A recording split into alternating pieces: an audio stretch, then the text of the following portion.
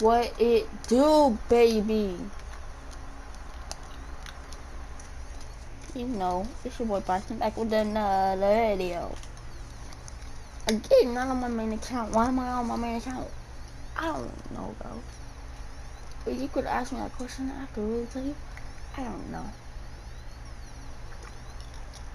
Like, I just don't.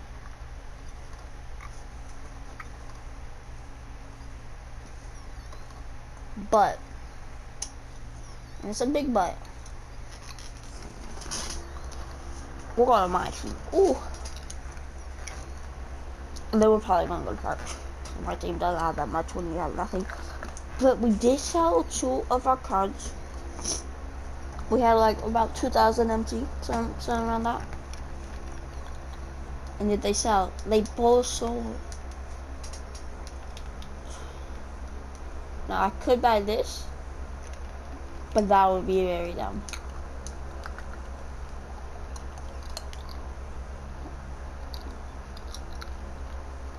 I think I'm gonna buy a card for really cheap, and maybe like snipe.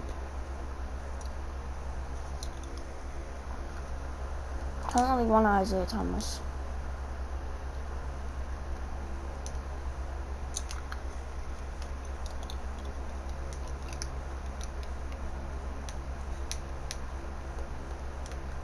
Dang, why are they so expensive?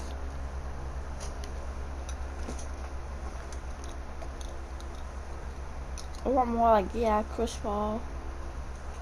This card kind of, yeah, that would be kind of good. John Stockton.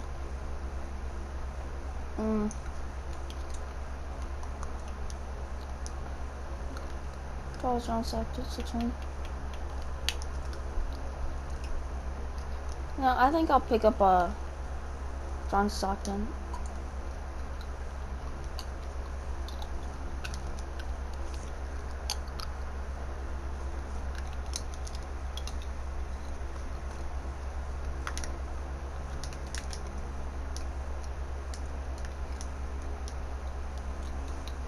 That might be a snipe. D8M.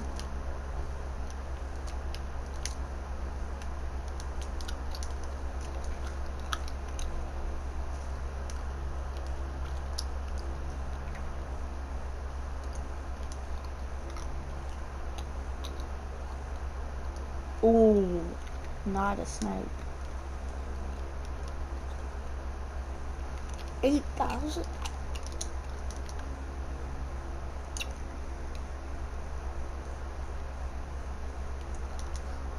Definitely not a snipe.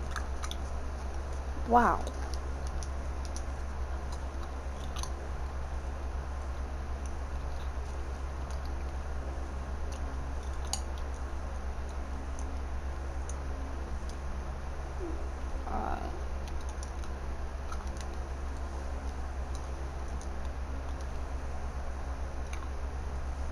Damian Lillard. I mean, after you just failed me like that, not that interested.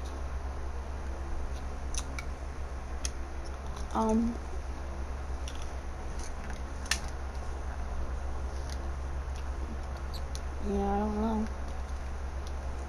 So what's going on over here? Another Damian Lillard. I would like a Damian Lillard though. 6'2". I don't know. Like he is better than all these cards, and I do like Damian Lillard, so could be a cop. Probably is going to be a cop. I don't know. Let's see what happens.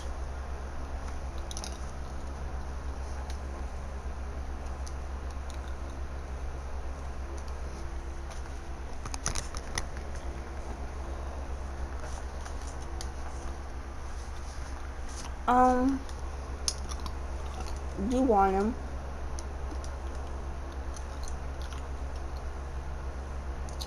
So yeah, probably buy him, but let's let him pop up first.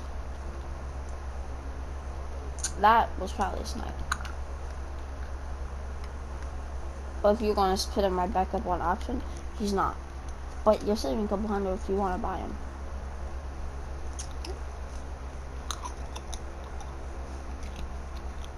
I wouldn't go buy, yeah.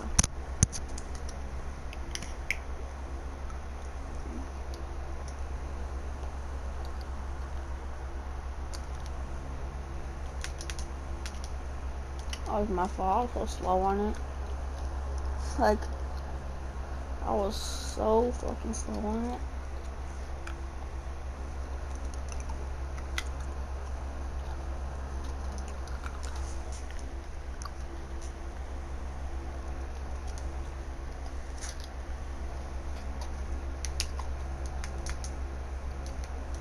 I don't have enough. Okay. I'll take a crisp ball.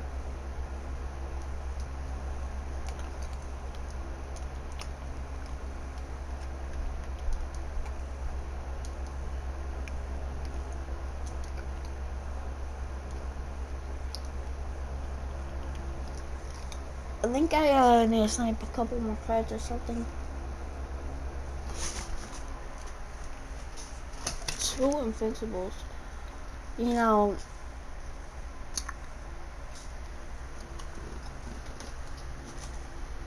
I wish this guy played small forward.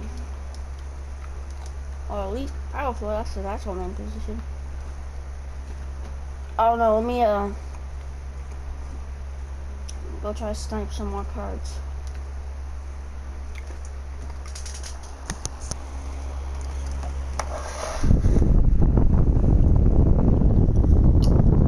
Try to snipe somebody on the bench. Or the bench. No, I said on the bench. From the bench.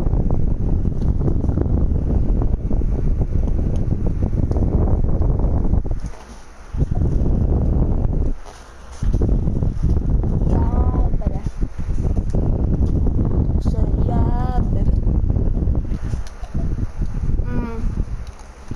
Alright. Yeah, baby.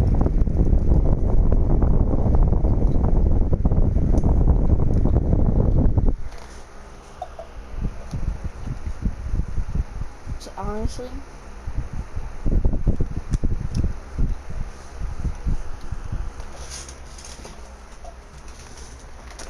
wow. That's a long time.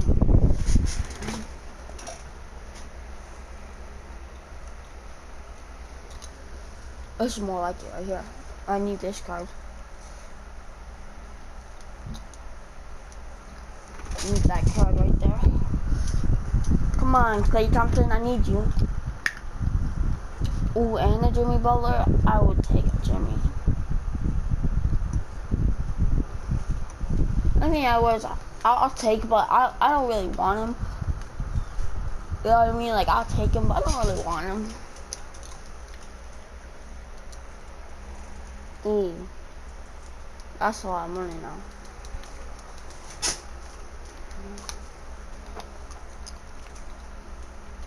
I gotta go to the bathroom really bad. I'll be right back.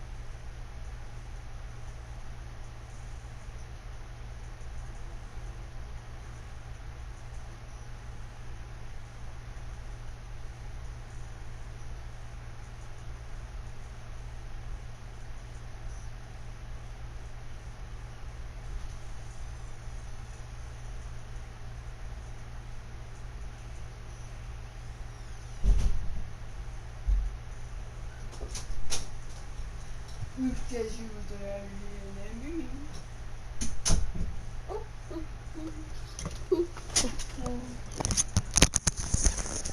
What's good, bro? What's good, Baskin?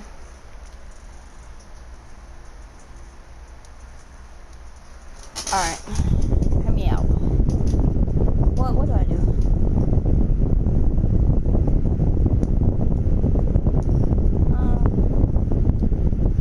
I say Chris Paul, Klay Thompson,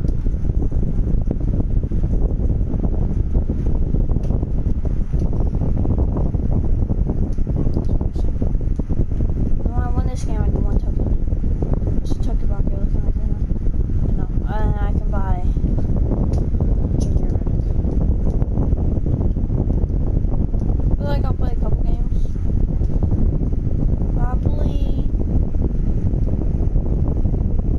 I play 10, right? 250, that's 2,500. 2,500.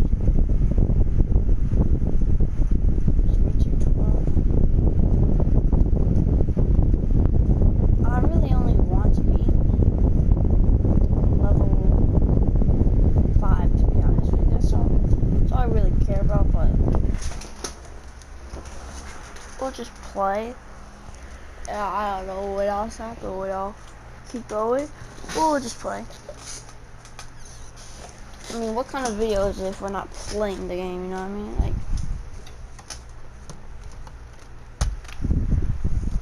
our videos are just scary story times and playing the game, especially on my main account, but I can't do that because my phone's dead, and I'm watching it on my phone.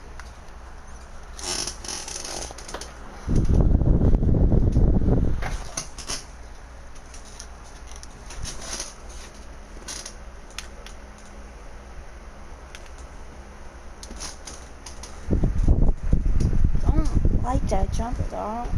I don't know. Jumper just felt weird. It didn't feel fast, but it went fast. Wow, he is a lot slower than when he's on my main account. Klay Thompson, where has your legs gone?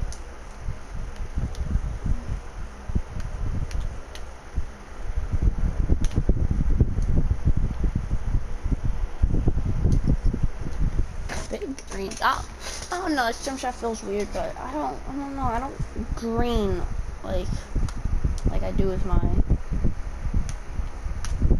Dark Matter Trae Young. I don't green like often. I do have my meter off, but I don't green often unless I have takeover. And this I green with, but still don't know how I feel about this. Big whites.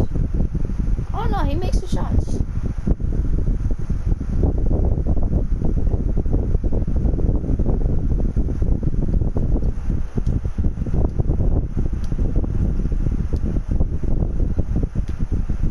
Just take over. I like how he has shoot take over. That helps me out. That was a bad shot. I don't know. This card's kind of working. It's kind of working out. I feel like the Damian Lillard would be better, but guess we'll never know.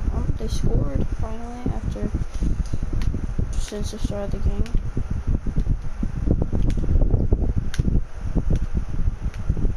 Can you curse at it? Yeah, you can curse at it. That's pretty good, I guess. He can curse hard. Curse not bad. I'll probably pick him up for my main team, but I don't know. I have to actually get MT on my main team. I don't really have that much MT.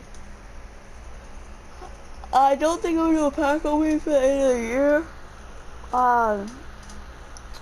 Sorry to break it to you. I think I would probably most likely just buy cards. These cards are going, like, they drop down from like when the packs came out, right? They dropped down a lot. Right, everybody sold all their cards for cheap. So they get MT, so they could open these packs. They were going to get better stuff. And it worked out for most, except for the people who bought the cards. They took a L. Well, that's just them being stupid. I don't know. Cow, it's just them being pretty fucking goddamn stupid.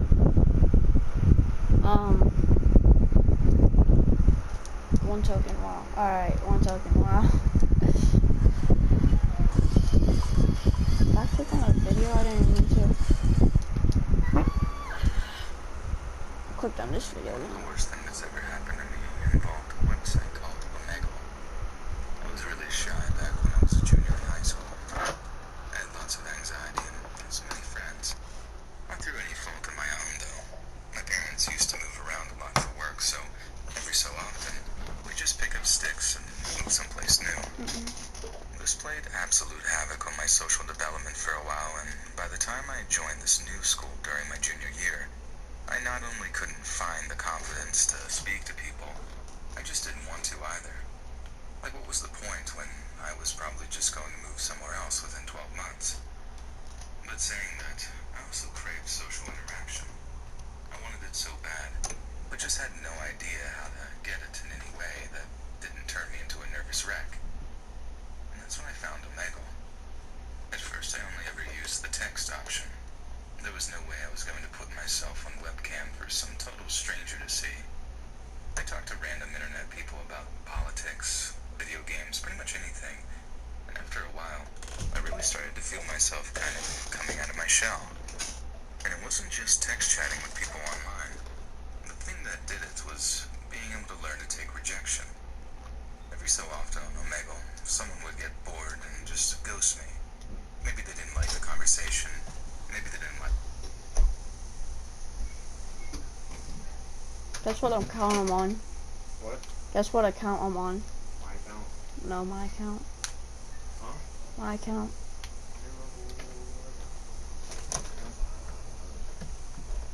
Close my door. I told them. I told them what to do. Me. Whatever it was, they just up and disappear. First few times it happened after a decent amount of conversation, it really got to me. Total anonymity brought out some really cruel sides to people, but it somehow also brought out the best in them too. I'd have some real heart-to-hearts with complete and utter strangers, work out complex issues I had with myself. Together we'd set the world to rights, and when it was over, poof, gone. I'd never talk to them again. I ended up talking to a handful of girls on Omegle too. At least, they told me they were girls. Either way, I got a flutter of excitement the first few times. A couple of them asked if I wanted to talk dirty, but I ended up leaving those chats on account of just not being proficient in it. Like I wanted to, but I just couldn't. Anyway, I kinda got over the novelty of it after a while. Hearing that someone was female became kind of a non-issue for me. It was pointless trying to practice talking to them online anyway. I knew I'd freeze up if we ever met in person. But it did happen once more for me. Oh, That so kind of chilling. butterflies in your tummy feeling. After Oh. talking to some random stranger for like an hour and a half one night. We didn't talk about one particular thing. We talked about everything. In this long, rolling, intense conversation that was as intelligent as it was amusing. I was actually pretty sure the person was a guy given some of the hobbies they claimed to have, so you can imagine how surprised I was when they said they were a girl. I was kind of speechless. Only once had I ever gotten the inkling to actually ask someone for their personal contact info so we could keep the conversation going. And that person had ghosted as soon as I asked. I wasn't about to risk any more of my pride like that again, especially when I was certain that this girl in particular would make all the rejection pain come flooding back all anew. So anyways, I find out they're a girl, get excited, but choose to basically ignore it. Not only was I sticking to my never fully believe someone online is a girl until you hear their voice or see a verification picture or video rule, but I really could feel myself getting overly excited that this was actually a girl. Like if it was a girl, then she was like my dream girl, and that wasn't something I thought I could face right then. as weird as that might sound. So I keep the conversation going like it had been, and suddenly I find myself actually kind of flirting. I was probably doing it really bad, but for the first time in my entire teenage years, flirting was something that actually felt sort of natural. The whole thing was going so well that after we happened to both name Ernest Hemingway's For Whom the Bell Tolls as our favorite book, I just thought, screw it, and asked if she wanted to talk over webcam. If it was a dude pretending, or she wasn't who she said she was, then fine, I'd cut my losses. But if she was, we tried to line up a little text countdown to us flicking on our webcams, which ended up being goofy and incredibly inaccurate.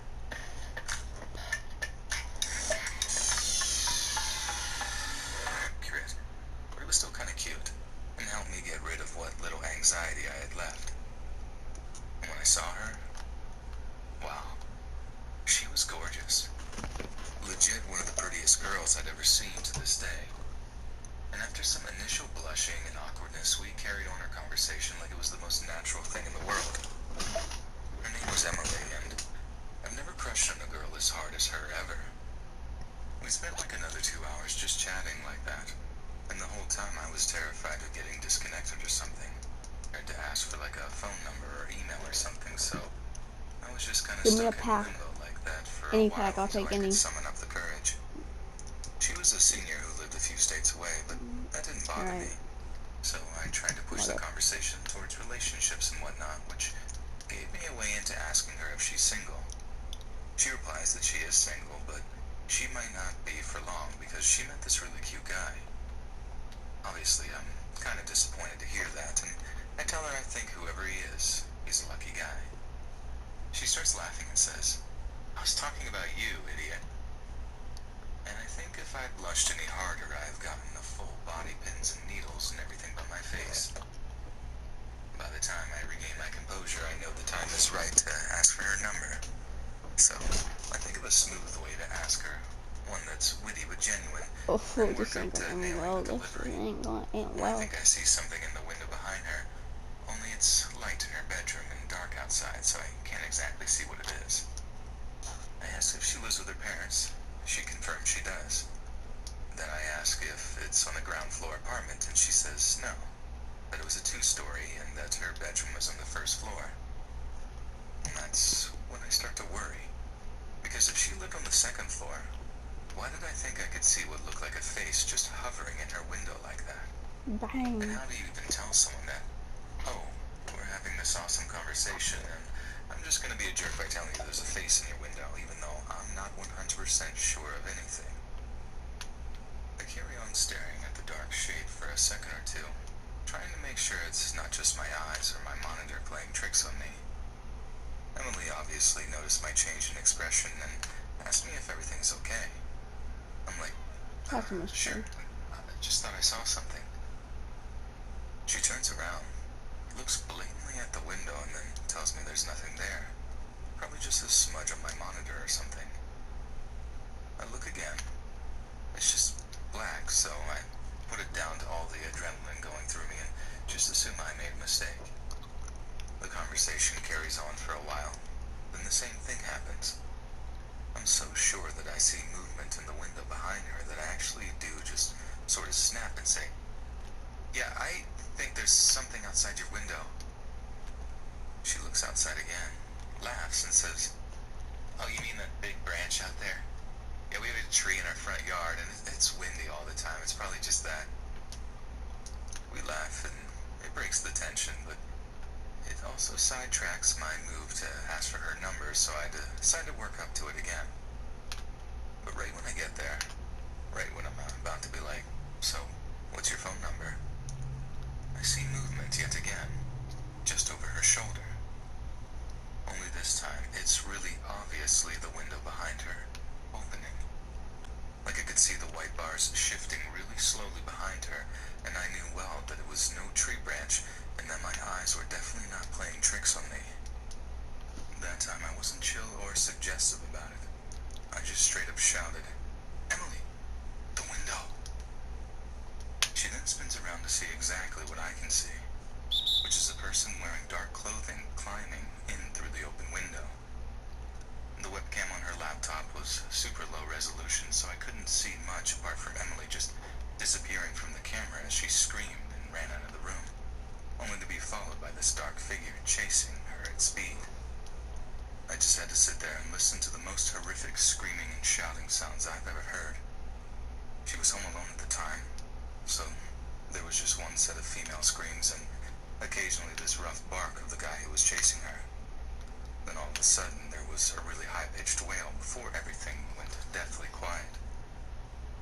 I grabbed my phone and called 911 frantically, not even thinking that I had absolutely nothing to tell the dispatcher other than, I think I'm witnessing a home invasion. I didn't know where Emily lived other than that she was in New Hampshire.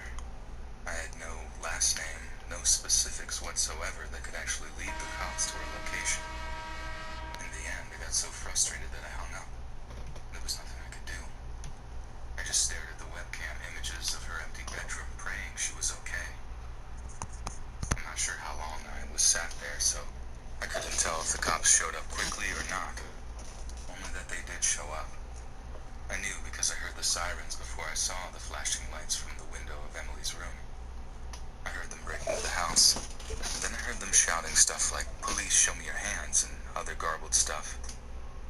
And I actually heard gunshots, maybe 15 to 20 in all. It's hard to say for certain, but it was a lot. I actually stayed on camera until I could get a cop's attention and told them that I'd seen the guy breaking in. This ended up with me getting a call from a New Hampshire detective, but once I told them that I only seen one person break in, and that's all I'd seen via the webcam, he pretty much lost interest. Then I asked if Emily was okay. He sighed, and I could hear him putting on his professional voice before he even really spoke. Come on, please. I'm Please. sorry to have to tell you No, this, hold one on. kid, but Emily passed away this morning after you two spoke. I'm deeply sorry for your loss, but be safe in the knowledge that any information you give me will go towards catching the guy who did this to her.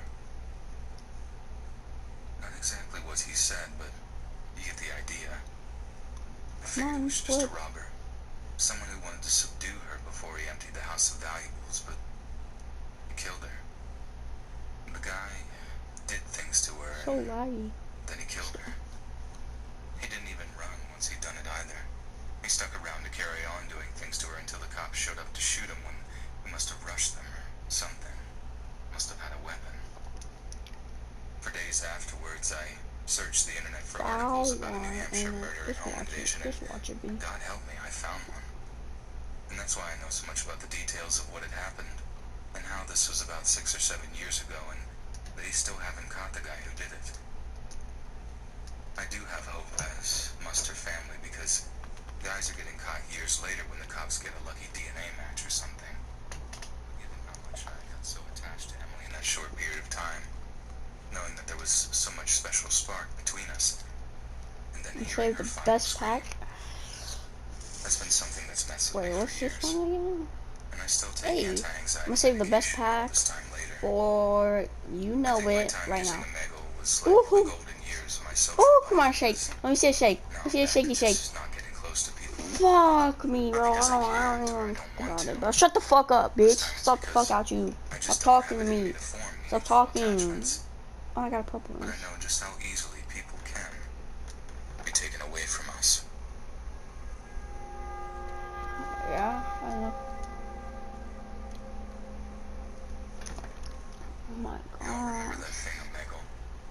I don't No. know if it's still as popular as it used to be, or if there's just another version of it that people use, but for those that don't know, it's a website that puts you in a completely random, one-to-one chat room with Good people. job. I know what And a it just Miko tags is. store with Dummy. webcams too. When I was in my final year of high school, me and my buddies thought it was like the greatest thing ever after we talked 3 rando girls into flashing us one night. So as thirsty as it sounds, that's all we did for like a whole summer. Just chilling in one of our friends' mom's basements and just burning through different people all night. It got to the point where I'd go on Omegle sometimes when I got bored at home. Not to talk to girls as such, just to kind of mess around and see who was online. But I don't go anywhere near that site anymore. Not after seeing the most messed up thing of my life on there. Something that reminded me that the internet is still a pretty dark place sometimes. and that sometimes you can just happen across something seriously messed up, just on accident. So I have my webcam on, and I'm on a roll of just closing chat after chat. Everyone on that night was either a dude playing with themselves, a lonely weirdo, or someone legit mentally deficient, and I was just about to close that browser window out of sheer boredom when I see something that catches my eye. It's a girl, kneeling in a room lit solely with red lights. My first thought is that I might have gotten lucky, and that I was in for a little bit of a show. But then I saw the plastic sheet underneath her. Let me get to the little Now, as weapon. crazy as it sounds, I had seen something like that before. When this older woman in a mask had a plastic sheet down and was urinating on whatever the stranger in the chat asked them to. Me and the guys had a good laugh at that one, but it was obvious that the idea was to make us laugh at that time, or some other strange interests. But what I ran into that night was most definitely not designed to be humorous. I'm still watching it, wondering who this girl is, why she isn't wearing a mask when she's basically completely uncovered. Whatever was about to happen, though, she sure seemed nervous about it, like she was visibly shaking and trying her best to hide her face. Not that she was doing a good job of it. It seems really dumb in retrospect, like the whole thing was giving off the worst vibes, but my dumb horny brain has me still thinking that this is some kind of weird fetish, and for some reason, when this masked dude appears on screen, that just cemented it for me. Some kind of weird BDSM thing was about to go down, and I wasn't mad that I was going to be the rando person to get to watch it. The dude walks up to the girl and puts a black bag over her head. She squirms a little, but other than that, I think she's still just nervous. Or maybe she was acting like that as a show for the audience. I mean, heck, maybe the dude liked her to act like that, who knows? People are weird. The dude then disappears from view before reappearing with a cordless drill. He makes a show of this, having a finger on the tip of the drill like a magician would all, this is a real blade type thing, and then walks around the back of the girl and grabs her by the head. Only then do I start to realize that this isn't quite what I thought it was, and that maybe, just maybe, I should close the freaking chat before I see something I end up regretting. But there was something about the whole scene. Something about the way the guy was acting and how the girl didn't try to run away. It seemed like a setup. Like it was designed to freak someone out. Even the red lights were sus. Like, I remember reading about how old Italian horror movies would tactically use red lights on set to disguise how terrible their fake blood looked. Something about it meant I couldn't look away. So, I was watching as this hulking, bare-chested dude grabs the girl by the head. She's tiny too, and the size difference means his hand is basically wrapped around her entire skull. He then fires the drill up twice to ensure it's working properly. And that's when the girl really starts to panic. It was also, coincidentally, the moment I started to panic too. Either this girl was doing a very good physical acting job, or her fear was real.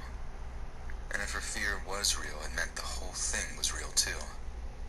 She starts flailing and struggling so hard that the monster holding her had to lock a knee into the small of her back to keep her still.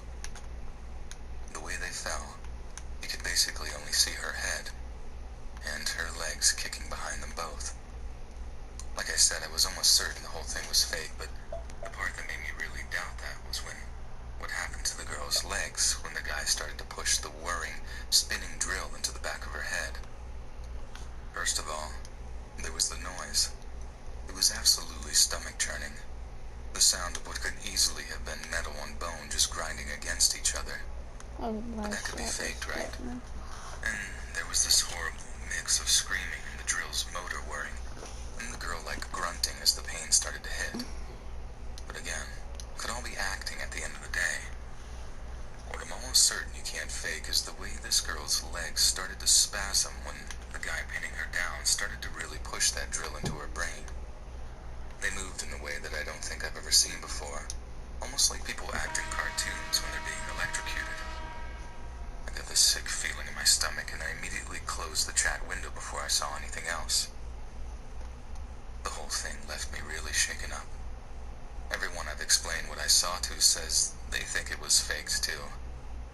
But then again, I'm almost certain that's because I feed them so much info on how it could have been fake, and not really on all the reasons why I think it could have been real. I think I actually just want people to tell me that. Tell me, stop freaking out. You fell for some elaborate prank that'll end up on the internet elsewhere. Because the alternative is just way too messed up for me to quantify.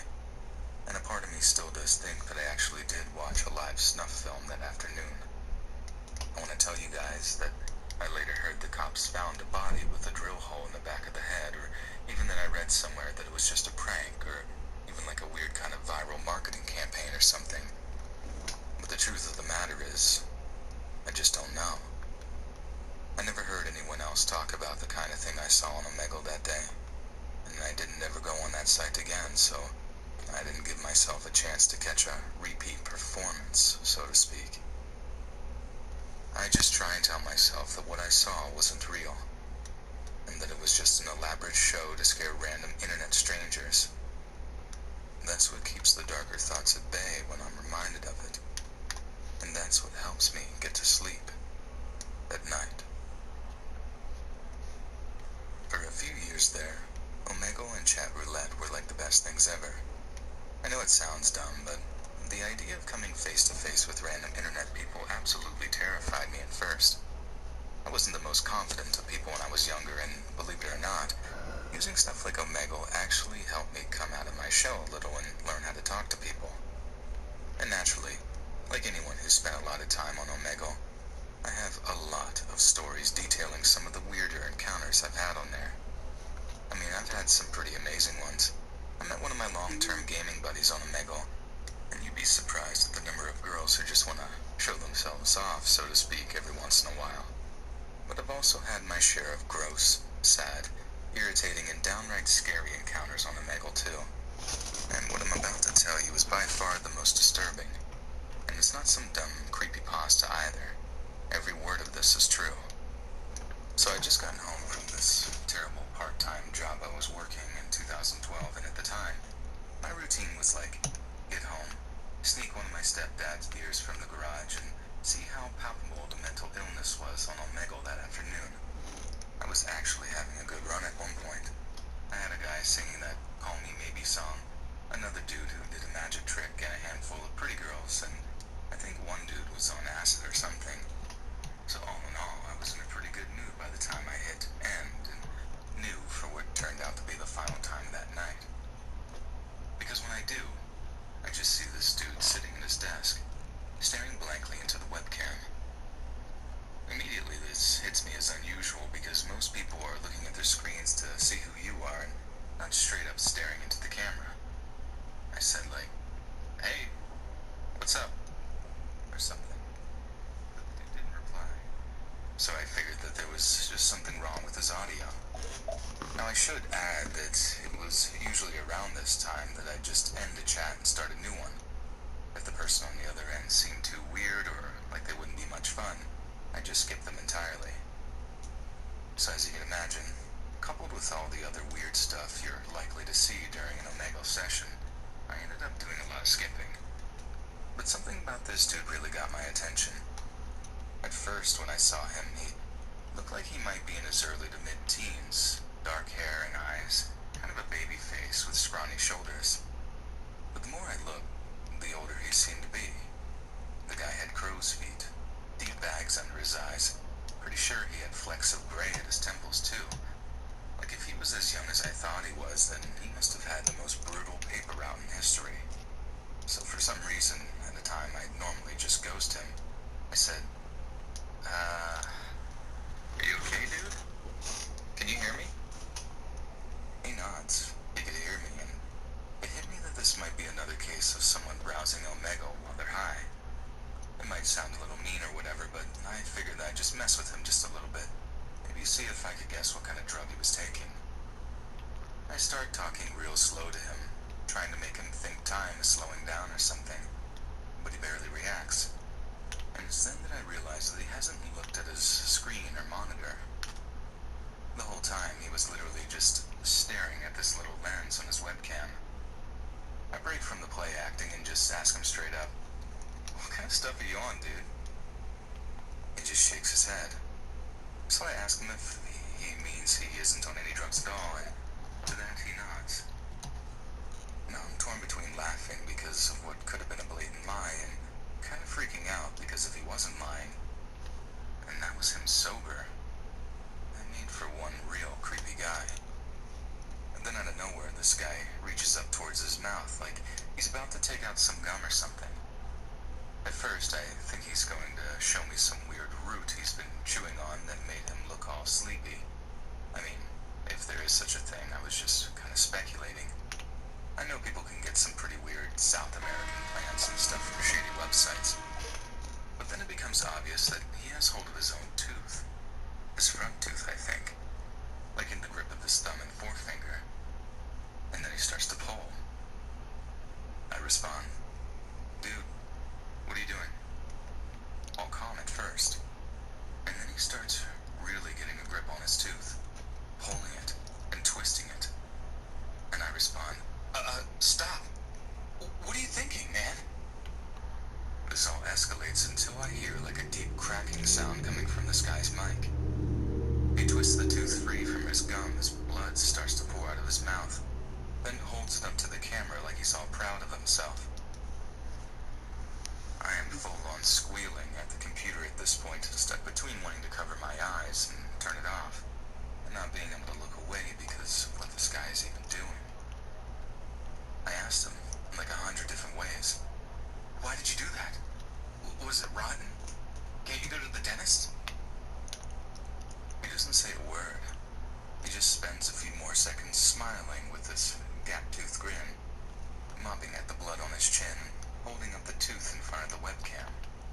Then he disappears, and I'm left on the new chat screen, just shell-shocked. That's not Nothing that has ever bad. topped that for me in terms of just pure creepiness. Like I have so many unanswered questions about that guy, and each time I think I get close to figuring it out, Probably it just just opens me wiggling. up to 100 other questions. I mean, he would have had to have been on drugs to be able to pull his own tooth out like that. I don't think anyone could stand the sheer agony. And it's also the whole idea that it wasn't his first time doing it. As crazy as it sounds, he seemed to just know what he was doing. That he had to twist it and wrench it. He knew exactly how to grip it. And then the sense of pride at the end. It all just gave me this distinct feeling that he'd done that kind of thing before. I didn't see anything else that ever made me react so strongly, and after that, all the random guys just sort of playing with their junk that you'd see didn't seem to faze me at all. Like as long as there wasn't any tooth pulling, it was just water off the duck's back. So, I guess I have something to thank Mr. Toothpuller for, although saying that it's not something I want to see again. In fact, I hope I never meet Mr. Toothpuller online, or in real life, ever again. So you met him in real life? Wait, what?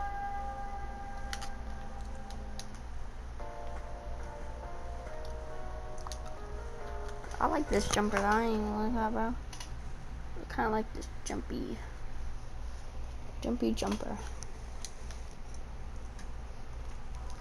A few years ago, I did something terrible. Sometimes I really wish I didn't. Something I can never take back, honestly. It all started with my girlfriend, well, ex-girlfriend, broke up with me. I know this might seem trivial and just a part of life as growing up as a person. However, unfortunately for me, it had a complete reverse effect. I know you think I'm childish and I just needed to take it on the chin and deal with it. You might be right, but I didn't. I helped her with everything within her life. I wasn't going to allow that to happen unpunished. I know it was petty and it was wrong, but you have to understand I was desperate. I was hurting. It honestly felt as though my heart was aching. It was throbbing so hard I honestly thought at any point I would explode. I know that sounds dramatic and I'm honestly not looking for sympathy. I'm not the victim here. Well, not anymore. I made sure of that. I honestly could feel my body shaking with rage, so I got it with hatred and darkness in my heart, and I booted up my laptop. I wasn't a stranger to the dark web.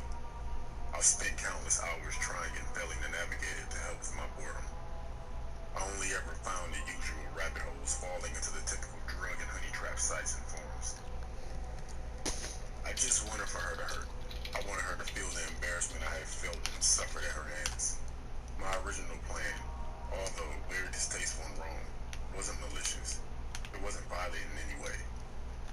just wanted to humiliate her. I still had photos and videos from our time together. You know, personal videos and photos of her. And in my pent-up anger and depressed state, I thought it was a good idea to use these against her. I see now I was wrong from the start, but I wish I had only done that. As awful as it seems, that was nothing to what I actually did. I kept digging and digging, clicking link after link until eventually I clicked on the link and I found something that caught my attention. It was a forum called the Naughty List.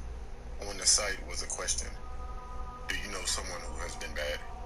If so, maybe you should put them on a naughty list. Perfect, I thought. This has got to be it. I'll upload all my personal photos and videos on there, and maybe link her social media, and we'll see who's laughing then. I thought about adding her address, but she was back living with her family, and even I drew the line there. The forum wasn't what I expected, though. You couldn't just upload to their homepage. There were different sections on it, or punishments as they called it. I remember thinking how dramatic it was, how dumb and naive I was. There were several different sections: Elf on the Shelf, Crumpets, Cramps, and Frozen Fields, among others. It kind of made me chuckle, I guess. That's why I just didn't think it was anything serious. Anyway, with the sections, Elf on the Shelf kind of made me crack a smile. But that's not what I went with. I chose something called Slay Snatcher.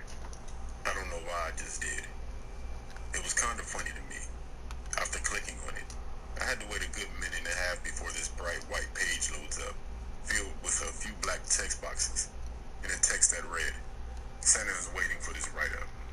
Write up his naughty list. Please fill in the details and he'll do the rest. I thought to myself, that's cute.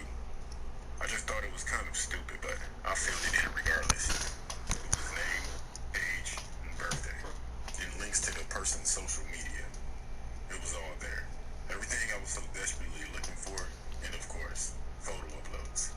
Jackpot, I remember smiling to myself, halfway cackling in the process. It wouldn't allow me to upload any videos, but the photos were more than enough for me. It was hot girl summer type pictures, if you know what I mean.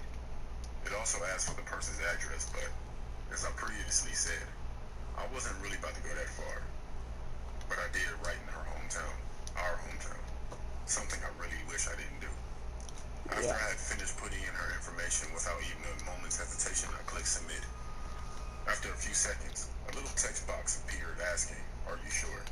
Santa won't forget. He checks that list twice. All names are final. I smugly pressed yes, and that was that. Perfect, I thought, until I was redirected to another page. It took a few minutes to upload, but when it did, it caught me off guard. It simply said, thank you for submitting the naughty list. We really appreciate it. I had achieved my goal. I thought, job done. It's all uploaded. People will see them and message her on social media. Then she'll be humiliated.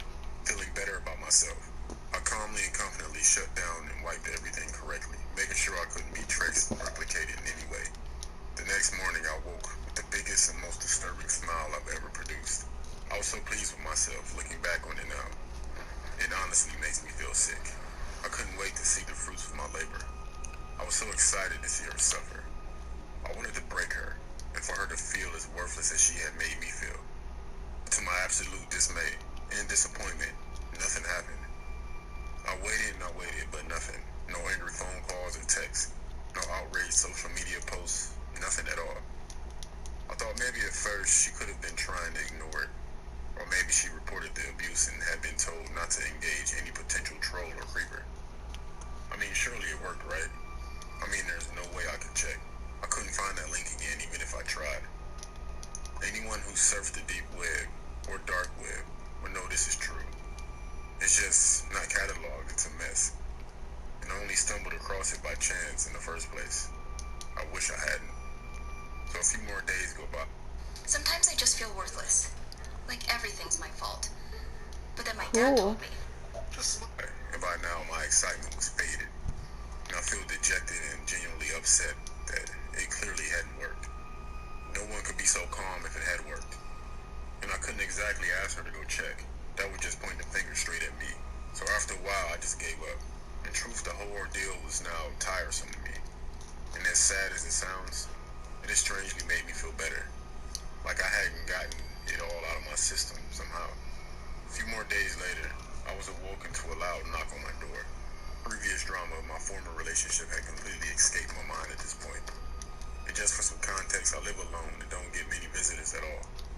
So I was more annoyed than curious to see who was at my door.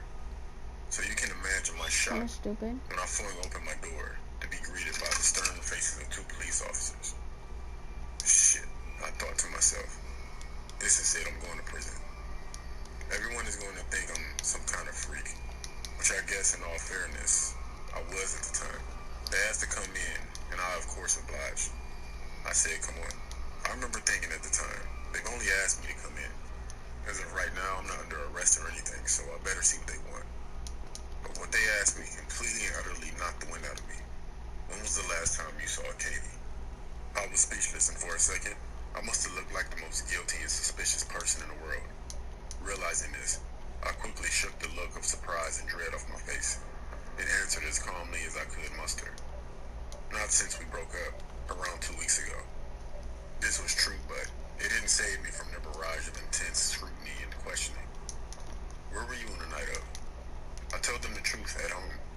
Can anyone verify this? I said, no. I live alone, but I get dropped off at home after work by one of my colleagues, which is routine after every shift, so I can, I guess. And what time was this? I told him the truth around 10:30, and the cameras at work would show me leaving at around 10:20. And it's only about a 10-minute drive here. Did you leave your property at any other point after you returned? No. I told the cops that there's a camera by the apartment's entrance that will show I'm telling the truth. His face, intense stare, and concentration until my eyes seemed to waver and loosen slightly. So I thought I'd push my luck and ask what this was all about. He stated that although he can't give me details on an ongoing investigation, Katie had been reported missing. She was last seen by her mother leaving her home to shop and browse the stores but never returned. The police officers left soon after that and actually thanked me for my time. They did check the CCTV and with my boss and colleague who confirmed my story and that I was telling the truth. Days turned into weeks and still nothing. It seemed as though she just had vanished into thin air. I couldn't believe it. It couldn't have been because of me. I thought maybe it's possibly some creep stalked her socials and found her address after I posted them along with the images, but surely it had to be a coincidence. That stupid forum couldn't be real. It said Santa's naughty list. That definitely couldn't be real. The longer it went on, the more horrible I felt. I knew I wasn't physically responsible, but in one way or another I had caused this, or at least put the wheels in motion. I felt just as guilty as if I had done something to her. I mean, this is the girl I once loved, the girl I still love, and I had done this. I had caused this, and her poor mother, they had been estranged for years. I tried to get on normally with my life, but it was hard. I couldn't sleep. I couldn't eat. And you know something? I knew I deserved it. I would cringe every time I caught myself feeling sorry for myself. I took to drinking to make myself sleep. Anything to numb the pain, anything to get the image of her face and the sounds of her screams out of my head. I couldn't go to the police, but how could I? If I confessed, my life was as good as over. As selfish as it was, I just didn't believe it would even help to find her if I did. Maybe I was just being a coward, but it was hopeless. She was gone. I waited every morning for an update. I would always call the police station to get an update. It was torture until one day they did find her. But as I'm sure you all can already tell, this story doesn't have a happy ending. But she was eventually found in an old abandoned factory in the outskirts of the next town over. I just couldn't believe it. I could feel my throat tighten to the point I was struggling to breathe when I heard the news. In my head, I was begging and pleading with whoever or whatever. It must be some kind of mistake, a mix-up. It couldn't be because of me. But unfortunately, it was no mix-up. She was found stuffed in a chimney. Her body was inside a sack, a toy sack. I couldn't believe it. I felt sick. This must be some kind of sick joke. I kept trying and failing to convince myself. I felt my body tremble. She had been there for a while, you could tell by looking at her. They knew it was her because stuffed into her eye socket was a small piece of paper that read, naughty list. Katie, you should have been good. I blacked out, and I collapsed where I was standing, and I hit my head pretty hard.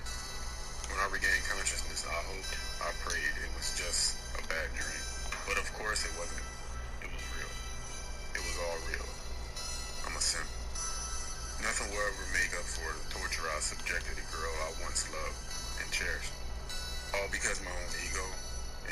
a sense of pride and self-worth. I wish I could take it all back. You deserve justice, Katie. You deserve to be able to rest in peace at the very least. Maybe confessing will bring you and your family closure. Maybe ending my own life will make us even. But regardless of the answer, I'm far too much of a coward for either. I won't go on the dark web again, just because of this situation.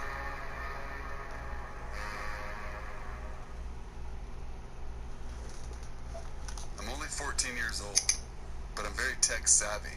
I enjoy hacking computers and even building them from time to time.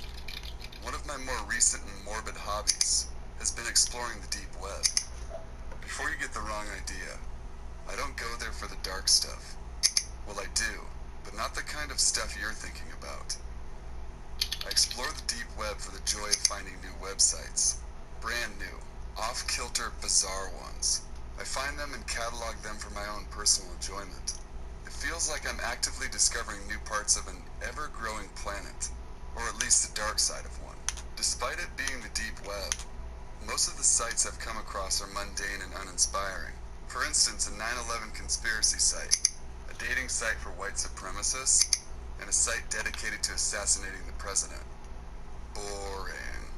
But then there's some more interesting ones, like a marketplace for selling various serial killers' belongings, a site for worshipping a strange cult called the Clan of the Red Wolf, and a Hitler fan fiction site, violent hypersexual fan fiction, to name a few. These are the kinds of sites that either pique my interest or make me laugh, giving them a spot in my catalog of oddities. While on my usual hunt for the unusual, I came across a site called Parent Snatcher. The layout was very simple and looked more like someone's Tumblr page rather than a deep web website, but I wanted to see what it had to offer. In reading its contents, I found little to placate my Oh my God. strange and obscene. Oh my God. It was just a list of pronouns and numbers, coupled with